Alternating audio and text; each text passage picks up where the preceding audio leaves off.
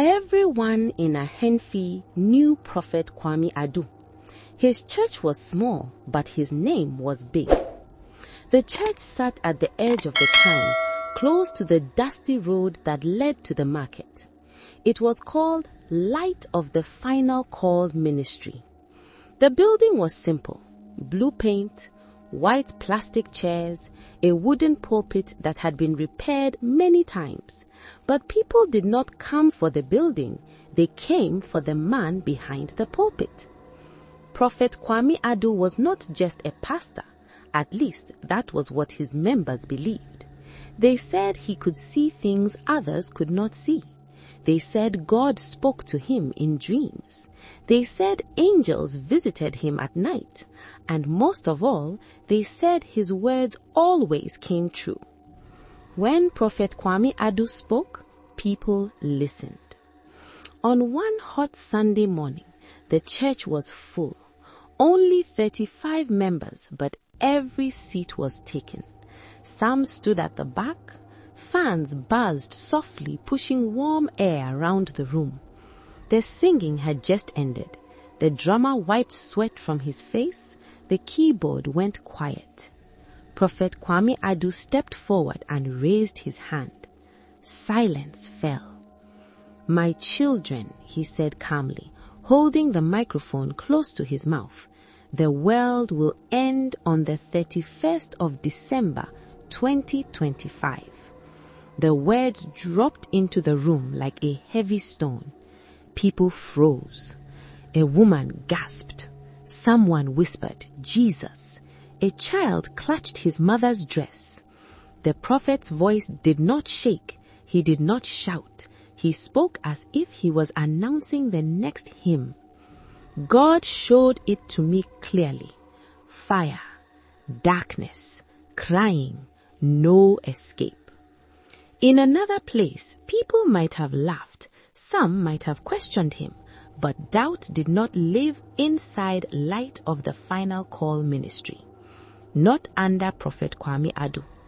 He had earned their fear and their trust over many years. It began with Kofi Mensah. Kofi was a taxi driver, a quiet man.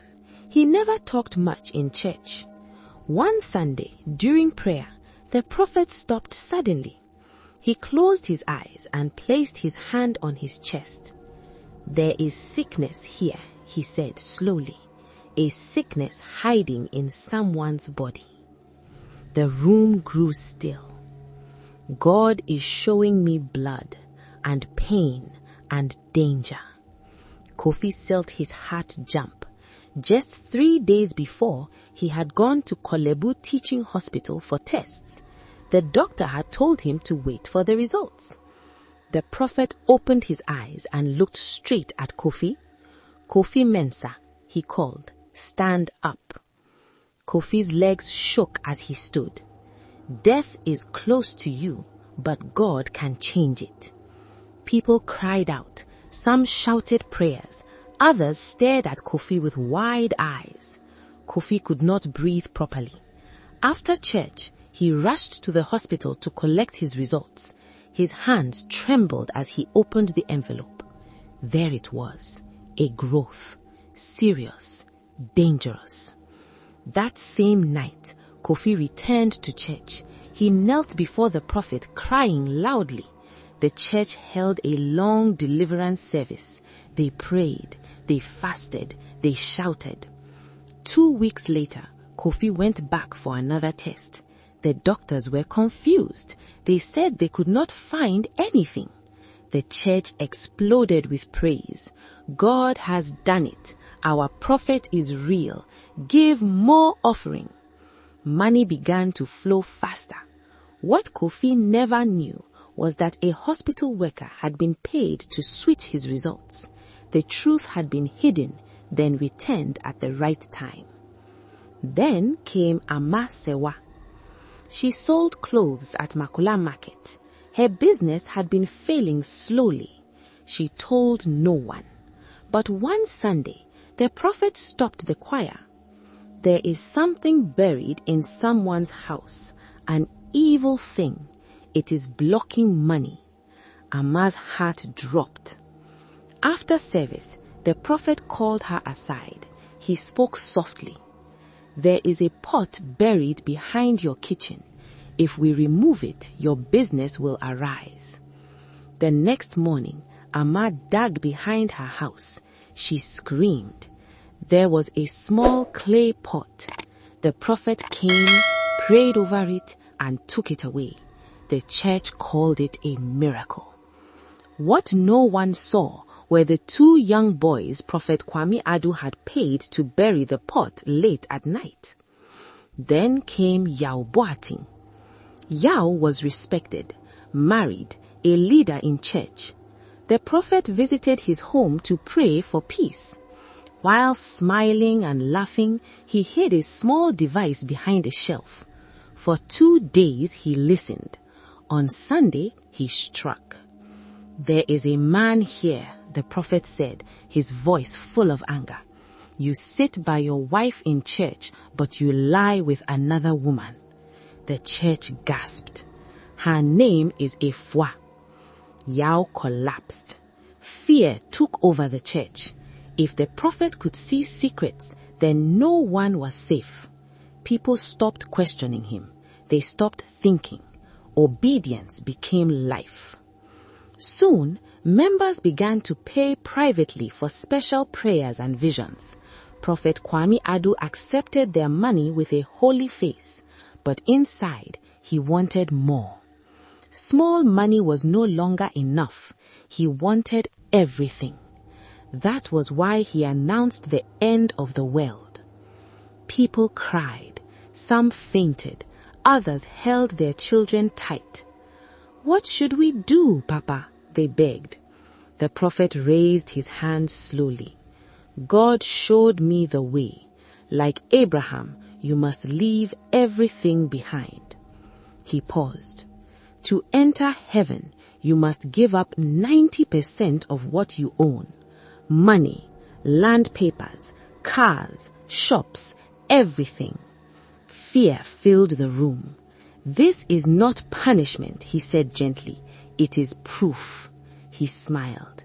"On December 30th, we will bring it all. Tell no one outside this church." Everyone rushed to obey. Everyone except one woman. Her name was Akusua Nyameke. She was a widow. Her husband had helped build the church in its early days. She sat quietly listening. Something felt wrong, and soon that quiet doubt would change everything. Akusua Nyameke stayed on her chair long after others had rushed out of the church. People were already calling buyers, selling land, moving money, crying as they walked. Fear pushed them faster than thought. Akusua did not rush. She had lived long enough to know that fear was a bad leader. Her husband, Kojo Nyameke, had died 8 years earlier. Losing him had broken her heart, but it had also taught her how to sit quietly and think before acting. When pain is loud, wisdom often whispers. That night, Akusua prayed alone in her room. She did not pray in fear. She prayed with questions. "If the world will end," she whispered, "why hide the warning? Why tell only one church? Why ask for money?" No answer came, but her heart stayed calm. The days before December 30th moved very fast. The town buzzed with strange actions. Some church members sold land for cheap, others closed their shops, a few transferred all their savings. People whispered, but they were careful. The prophet had warned them not to tell anyone outside. By the time December 30th arrived, many members had nothing left but hope. That morning, the church looked different. The normal offering basket was gone. In its place was a large metal bowl placed in front of the pulpit. It shined under the lights like an open mouth waiting to eat. Prophet Kwame Adu stood behind the pulpit, calm, smiling. One by one, he said softly, "Come and give what belongs to this world." People moved slowly. Kofi Mensah came first. He dropped a thick envelope into the bowl. His hands shook. Amma Serawa followed. She sent all her savings through her phone. Tears ran down her face as she prayed under her breath. Ajua, a young mother, gave money meant for her children's school. She hesitated, then pressed send. Each time money dropped, the prophet nodded. His heart beat fast, but his face stayed holy. Then only one person remained seated, Akusua Nyameke. The room went quiet as she stood up.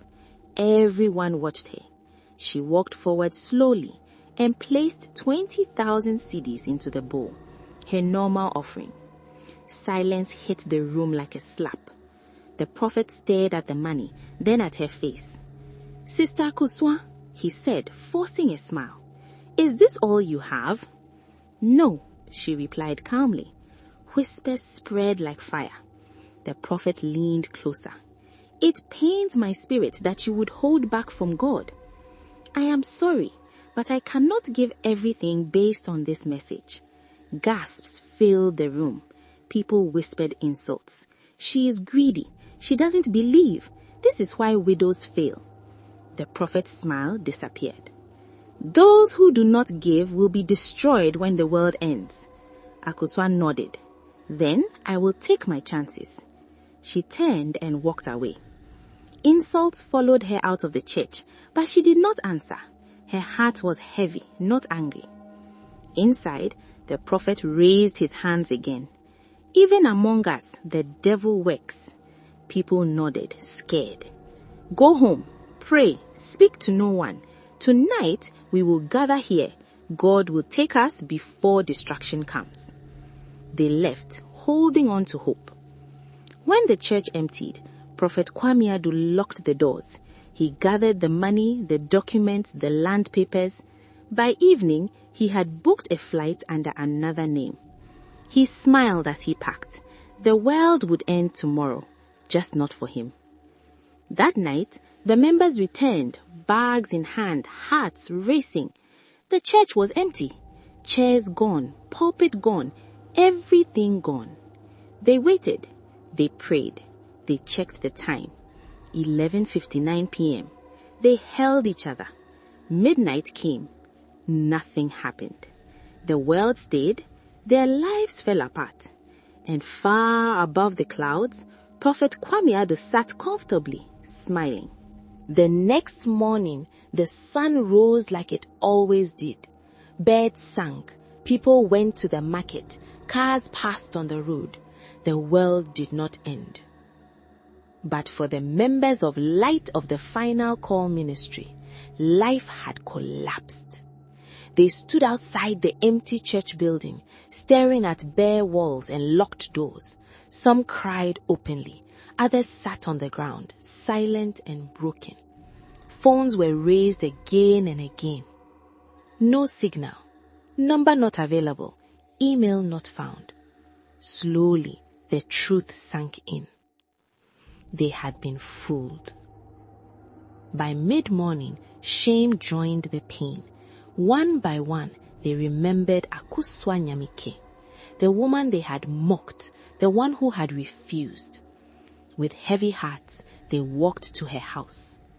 Akuswa was sitting in her living room, reading quietly, when loud knocks hit her door. She opened it and froze. Every church member stood outside, eyes red, faces wet with tears, pride gone. "Chaye," one woman cried, "please forgive us. He took everything," another said. "We were wrong." They expected anger. They expected mockery. Akuswa only stepped aside. "Come in," she said softly. They sat like refugees in her small living room. Silence filled the room. Finally, Akuswa spoke. "How did one man always know so much?" she asked.